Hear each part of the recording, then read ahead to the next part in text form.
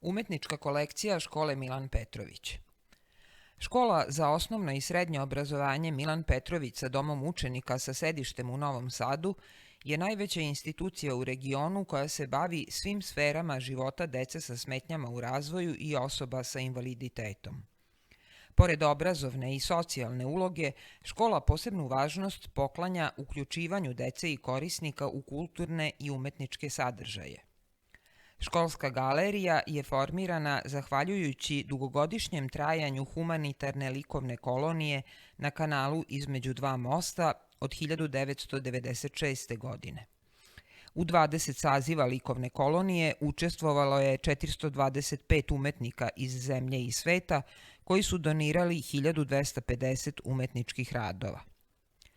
U sferi vizuelnih umetnosti i novih umetničkih praksi ističu se višegodišnje saradnje sa umetničkim asocijacijama Per Art i MMC Led Art. Saradnja sa galerijom Spomen zbirka Pavla Beljanskog, Akademijom umetnosti u Novom Sadu, učešće u Noći muzeja, u projektima Fondacije Novi Sad 2022, Kulturnog novog naselja i brojni drugi projekti profilisali su školu kao punopravnog učesnika u kulturnom životu grada. Na ovim iskustvima škola je 2018. godine započela umetničko-istraživački projekat Inkluzivna galerija, najpre u fizičkom, a zatim i u digitalnom obliku.